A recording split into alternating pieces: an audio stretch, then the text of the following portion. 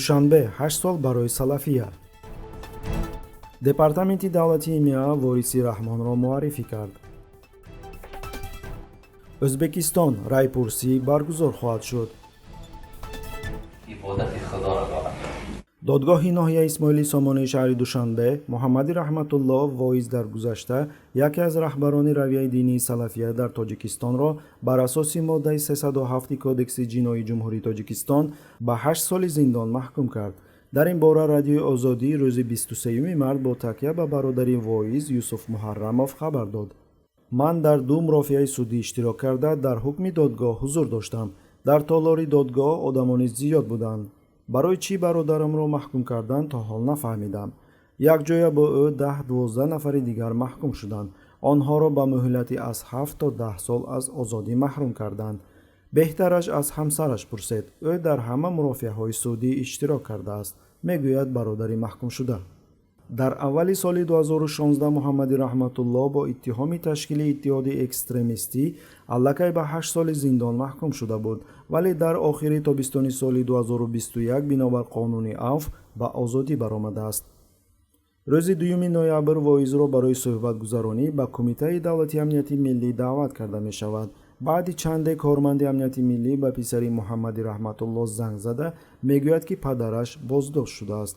ба гуфтаи мақомот сабаби боздошт гӯё суҳбати воиз дар мавзӯи динӣ будааст. ёдовар мешавем ки солҳои 2006-2007 режими раҳмон ҳангоми қабули қонун дар бораи танзими анъана ва ҷашну маросимҳои миллии ҷумҳурии тоҷикистон дар тобистони соли 2007 аз намояндагони равияи салафия фаъолона истифода карда ҳатто ба онҳо дар телевизиони тоҷик вақти эфир дода шудааст. коршиносон бар ин назаранд ки ин қонун пеш аз ҳама ба хотири ҷилавгирӣ аз паҳн шудани ислом дар кишвар буд, зеро дар давраи аз соли 2005 то соли 2007 аксари аҳолии тоҷикистон ҳама расму оин ва ҷашнҳоро тибқи дастури исломӣ анҷом медоданд.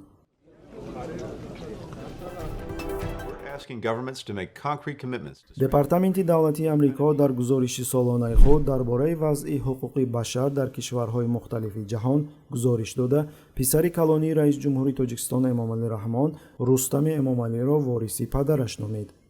муаллифони гузориш қайд карданд ки Рустами Эмомалӣ шаҳрдори Душанбе ки дар моҳи апрели соли 2020 раиси маҷлиси миллӣ таъин гардид ва бо ин амалан ба шахси дуввуми ҷумҳурӣ ва вориси тахти падар табдил ёфт. таъмини ҳуқуқу озодиҳо ва шарафи шаҳрвандонро кафолат медиҳам. департаменти давлати амрико тоҷикистонро як давлати худкома номид, ки беш аз 30 сол таҳти роҳбарии Эмомалӣ Раҳмон буда қудратро дар дасти худ мутамарказ кардааст, дар ҳоле ки қонуни асосии низоми бисёрҳизбиро дар Тоҷикистон иҷоза медиҳад, вале ҳукумат аз аввал монеи гуногунандешии сиёсӣ мебошад, омадааст дар гузориш.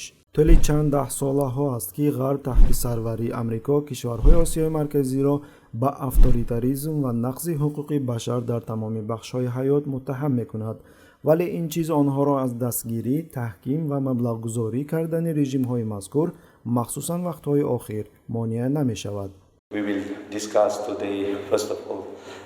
дар навбати худ мақомоти Тоҷикистон аз гузориши департаменти давлатии амрико интиқод карда гуфтанд ки он дорои хусусияти сиёсист. душанбе мутмаин аст ки дар ин гузориш таҳлили объективии вазъи кунунии ҳуқуқи башар дар кишвар мушоҳида намешавад ва гузоришгарон асосан ба маълумоти манобеъи манфиатдор такя мекунанд ки ин эътимоднокии маълумоти нашршударо зери шубҳа қарор медиҳад. Our world is going through turbulent times. We are witnessing the transformation of the existing world order. Threats such as terrorism, extremism, drug and arms trafficking, cybercrime and other forms of cross-border organized crime have a tendency to increase exponentially. Konstitutsiya bizning kelajagimiz. расонаҳои давлати O'zbekiston рӯзи 15 март таҳрири нави қонуни асосиро нашр карданд ки онро парлумони кишвар ба тасвиб расонидааст. қаблан хабар дода шуда буд ки ба қонуни нави асосӣ 27 моддаи нав ворид гардида шумораи моддаҳо аз 128 ба 155 зиёд карда шуд. дар моддаи 106 таҳрири нави сарқонун тамдиди муҳлати президентӣ аз 5 то 7 сол пешбинӣ шудааст. дар баробари ин қоидае ки як нафар наметавонад бештар аз 2 муҳлат пай дар пай президент бошад нигоҳ дошта шудааст. моддаҳои марбут ба мақоми Қароқалпоғистон дар муқоиса бо таҳрири қаблии сарқонун бетағйир гузошта шудааст. моҳи июли соли гузашта пас аз хориҷ кардани калимаи истиқлолият аз моддаҳои таҳрири нави сарқонун марбут ба Қароқалпоғистон дар шаҳри Нукус тазоҳурот баргузор шуд, ки ба бетартибиҳои оммавӣ табдил ёфта боиси талафоти зиёди мардум гардид. рӯзи 3 апрел дар Ӯзбекистон райпурсии умумии халқӣ оид ба қабули сарқонун дар назар аст.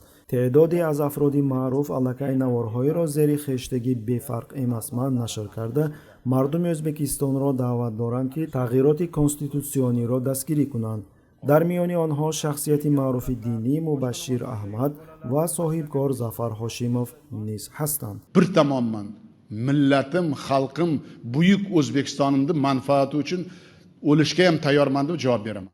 нозирон қайд мекунанд ки президент Мирзиёев ба як райпурсӣ ниёз дорад то президентии худро аз сифр оғоз кунад ва муддати президентии ӯ аз нав оғоз гардад, зеро ӯ аллакай даври дуюм дар сари ҳокимият мебошад.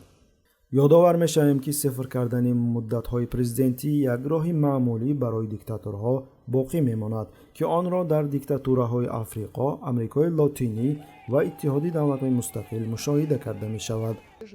дар замони худ Александр Лукашенко, Владимир Путин, Эмомалӣ Раҳмон, Нурсултон Назарбоев ва ҳатто собиқ президенти Ӯзбекистон Ислом Каримов низ муҳлати президентии худро бо чунин роҳ сифр карда буданд. zamonga moslashtirib uni ancha transparent